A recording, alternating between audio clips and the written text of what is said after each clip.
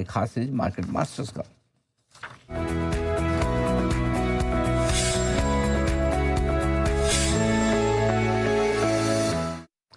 हमारे साथ कार्यक्रम में शामिल हो रहे हैं एएसके हेज सॉल्यूशंस के मैनेजिंग डायरेक्टर वैभव संघवी साहब, और 22 साल से ज़्यादा का लंबा गहरा अनुभव है आपका इक्विटी मार्केट्स का।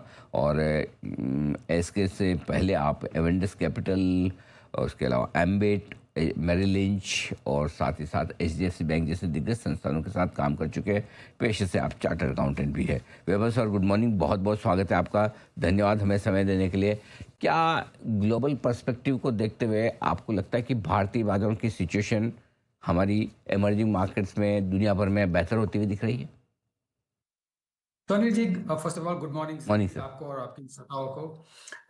आई थिंक अगर हम ग्लोबल मार्केट्स की बात करें तो जो मिडिल ईस्ट में हमने टेम्पररी वापस थोड़ी डिस्टरबेंस देखी है, उसके अलावा अगर हम देखते हैं तो आई थिंक जिस हिसाब से इंडिया का लास्ट 2 साल का मूवमेंट रहा है, खास करके absence of artificial intelligence story के कारण और वैल्यूएशंस के कारण, हमें लगता है ये दोनों चीज करेक्ट हो रही है। अगर हम देखें कि चाइना, ताइवान और कोरिया में जिस हिसाब से लास्ट 2 साल की परफॉर्मेंस रही है, जिस हिसाब से पैसा वहां गया है, आई थिंक ये साल में अगर हम देखें तो काफी आउटफ्लो वहां से भी हुआ है और करेक्शन का दौर भी हम देख रहे हैं वहां पे।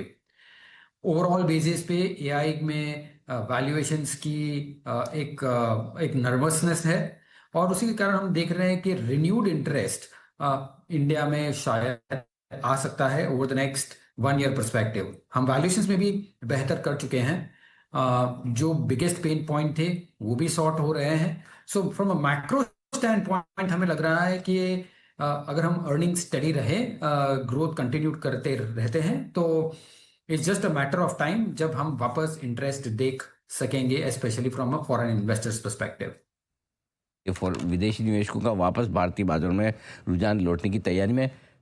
कच्चा तेल टेंशन तो देता ही है, बार बार बीच में जब उछल कर आता है।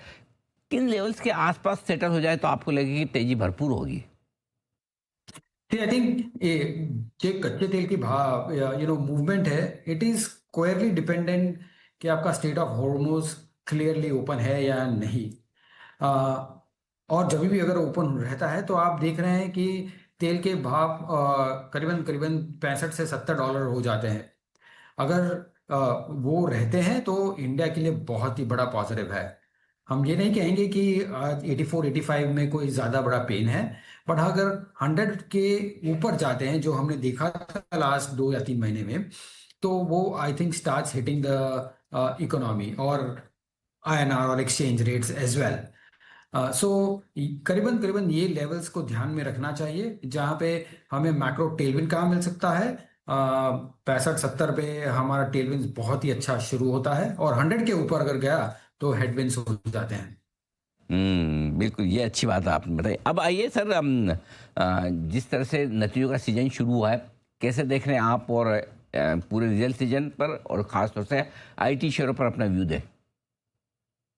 आई थिंक अनिल जी, ये लास्ट क्वार्टर में अगर हम परफॉर्मेंस की बात करते हैं तो हमें लग रहा था इनिशियली कि बिकॉज कि आप मिडिल ईस्ट में बड़ी इतनी कॉन्फ्लिक्ट हुई है, सप्लाई चेन्स में काफ़ी स्ट्रेस हुई है, प्रॉब्लम हुई है, तो उसके कारण रिजल्ट और नतीजे अगर हम देखें तो पॉसिबिलिटी थी कि वो मीडियोकर हो सकते थे। बट जिस हिसाब से हम प्रीव्यूज देखे हैं, हम कम मैनेजमेंट के साथ बात की है, तो हमें लगता है कि काफ़ी बेहतरीन ऑप्टिमिज्म ओवरऑल बेसिस पे दिखाई पड़ रही है from an earning season stand point. अगर ये क्वार्टर में थोड़ी अगर डिप्रेस भी होती है तो आई थिंक वो वन ऑफ रहेगी, और हमें लगता है कि ओवर द नेक्स्ट 9 मंथ्स और 3 क्वार्टर्स की बात अगर करते हैं तो अर्निंग्स काफ़ी अच्छी तरह से रहनी चाहिए। आपका सेकंड क्वेश्चन, जिस हिसाब से आईटी की बात करते हैं, आईटी हमारे हिसाब से आई थिंक एक ऐसा लेवल पे पहुंचा है जहां आपको on one hand valuations pretty cheap दिख रहे हैं on historical basis, free cash flow yields भी प्रीटी स्टेडी है, बट ओवरऑल मैक्रो पर्सपेक्टिव जिस हिसाब से रेवेन्यू पे डिफ्लेशन का दौर रहा है, हमें लगता है वो कंटिन्यूड रहेगा। सो हम at this point in time we are sitting sideways, हम ज़्यादा एक्टिव कॉल नहीं ले रहे हैं आईटी में। हमें लगता है कि ये ऑन एवरी राइज इसमें आई थिंक थोड़ा प्रेशर कंटिन्यूड रहता रहेगा। So till the time we are not very clear कि जहाँ रेवेन्यू की ट्रैजेक्टरी कैसे बैठती है over a period of time, I think it is best avoid. ठीक बात है। ऐसे में सर कहाँ है आपके लिए निवेश के मौके, कहाँ पैसा लगाना पसंद करेंगे आप?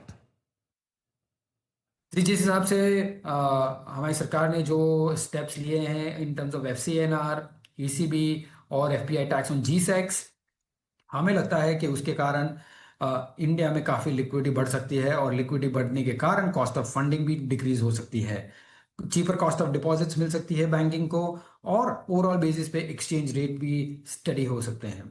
सो ऑल इन ऑल हमें लगता है from macro stand point banking in financial as a sector, जो हम काफ़ी दौर पे साइडवेज या नेगेटिव चल रहे थे, आई थिंक हम कंस्ट्रक्टिव हो रहे हैं इसमें और काफ़ी बुलिश भी हो रहे हैं, specially on the private banking space पे।